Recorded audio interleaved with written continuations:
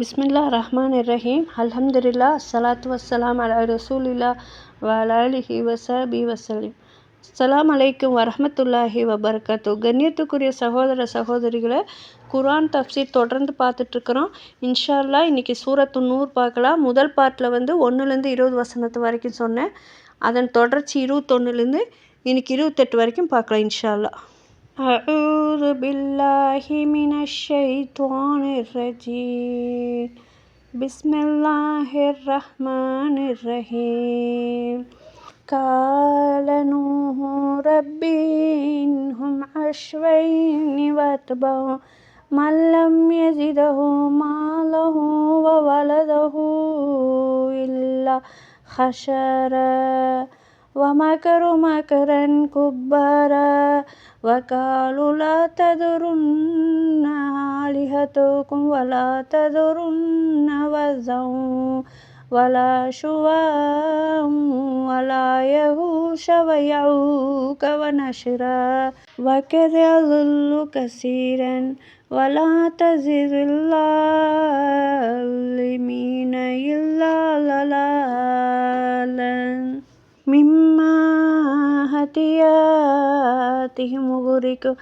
فأدخلوا نارا فلم يجدوا لهم من دون الله أنصارا وقال نوح ربي لا تذر على الأرض من الكافرين ديارا إنك إن تذرهم يضلوا عبادك ولا يلدوا إلا فاجرا كفارا ربي اغفرني ولوالدي ولمن دخل بيتي مؤمنا وللمؤمنين والمؤمنات ولا تزد الظالمين إلا تبارا. அளவிலா கருணையும் இணையிலா கிருபையும் உடைய அல்லாஹ்வின் திருப்பெயரால். நூஹ் கூறினார், என் இறைவா, நிச்சயமாக அவர்கள் எனக்கு மாறு செய்து விட்டார்கள். அன்றியும் எவர்களுக்கு அவர் பொருளும் அவர் மக்களும் நஷ்டத்தையன்றி வேறு எதையும் அதிகரிக்கவில்லையோ அத்தேவர்களையே அவர்கள் பின்பற்றுகிறார்கள். மேலும் எனக்கு எதிராக பெரும் சூழ்ச்சி செய்கிறார்கள். மேலும் அவர்கள் உங்கள் தெய்வங்களை விட்டு விடாதீர்கள், இன்னும் சுவாவு யகூஸ் யஊக் நஸ்ர் ஆகியவற்றை நிச்சயமாக நீங்கள் விட்டு விடாதீர்கள் என்றும் சொல்கிறார்கள். நிச்சயமாக அவர்கள் அநேகரை வழிகெடுத்து விட்டனர். ஆகவே அநியாயக்காரர்களுக்கு வழிகேட்டை தவிர வேறு எதையும் நீ அதிகப்படுத்தாதே. ஆகவே அவர்கள் தம் பாவங்களினால் மூழ்கடிக்கப்பட்டு பின்னால் நரக நெருப்பிலும் புகுத்தப்பட்டனர். எனவே அல்லாஹ்வின்றி தங்களுக்கு உதவி செய்வோரை அவர்கள் காணவில்லை. அப்பால் நூஹ் கூறினார், என் இறைவா, பூமியின் மீது நிராகரிப்பவர்களின் எவரையும் நீ வசித்திருக்க விட்டு விடாதே. நிச்சயமாக நீ அவர்களை விட்டு வைப்பாயானால் உன் அடியார்களை அவர்கள் வழிகெடுத்து விடுவார்கள். அன்றியும் நிராகரிக்கின்ற பாவியை தவிர வேறு நல்லவர்கள் எவரையும் அவர்கள் பெற்றெடுக்கவும் மாட்டார்கள். என் இறைவா, எனக்கும் என் பெற்றோருக்கும் என் வீட்டில் நம்பிக்கையாளர்களாக பிரவேசித்தவர்களுக்கும் நம்பிக்கை கொண்ட ஆண்களுக்கும் நம்பிக்கை கொண்ட பெண்களுக்கும் நீ மன்னிப்பாயாக. மேலும் அநியாயக்காரர்களுக்கு அழிவே அல்லாத வேறு எதையும் நீ அதிகரிக்காதே என்று கூறினார். அதாவது நூஹ் அலைஹிஸ்ஸலாம் இறுதி முறையீடு 21 முதல் 24 வரை உள்ள வசனங்களில் இடம்பெறுகிறது. அதில் அவங்க தங்கள் அதிபதியிடம் இவ்வாறு முறையிடுகிறார்கள். இந்த சமுதாயம் என் பேச்சை திட்டவட்டமாக நிராகரித்து விட்டது. இப்போது இந்த மக்களிடமிருந்து நேர்வழி பெறும் நட்பேற்றை பறித்து கொள்ள வேண்டிய தருணம் வந்துவிட்டது. பொறுமையின்மையால் நூஹ் அலைஹிஸ்ஸலாமிடமிருந்து வெளிப்பட்ட பிரார்த்தனை அல்ல இது.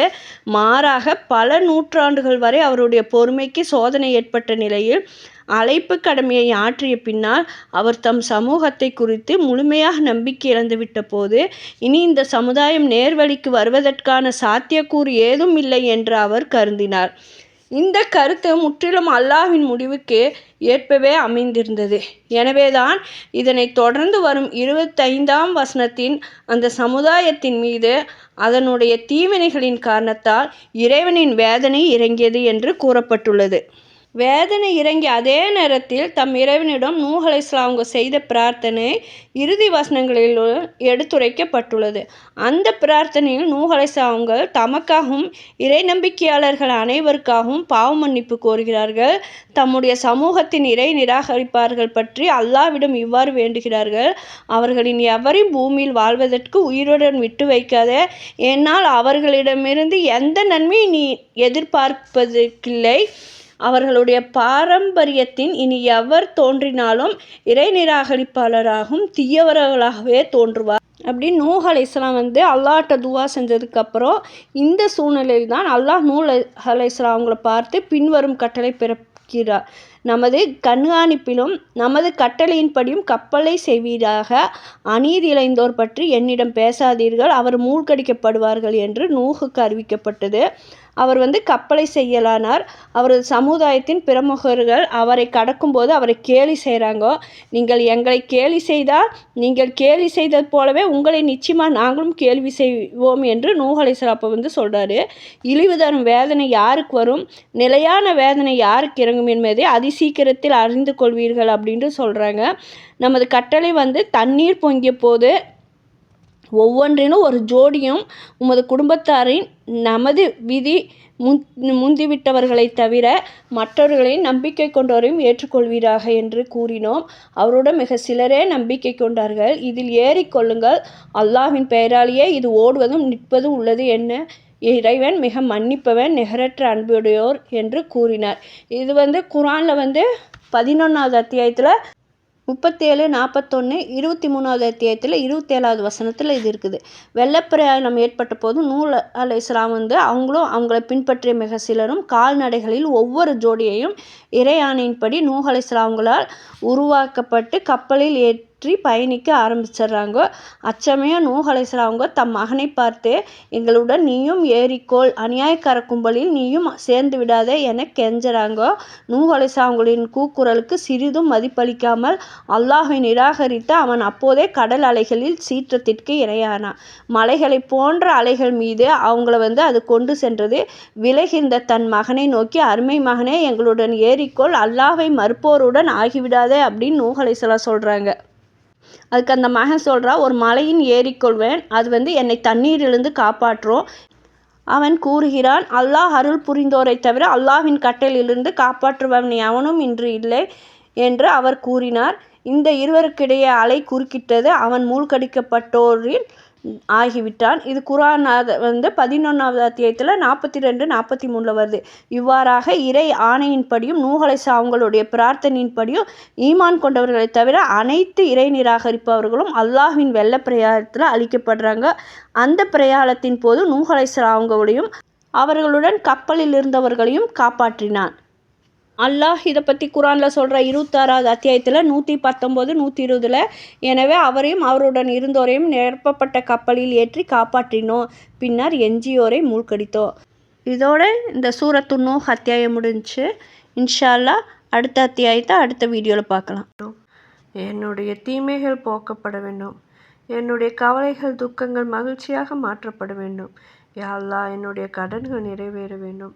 யா அல்லாஹ், என்னுடைய முகம் பிரகாசமாக வேண்டும். யா அல்லாஹ், யா ரஹ்மான், என்னுடைய தொழுகை உன்னுடைய பர்க்கத்தை கொண்டு வரும் வகையில் முழுமையாக அமைய தௌஃபீக் செய்வாயாக.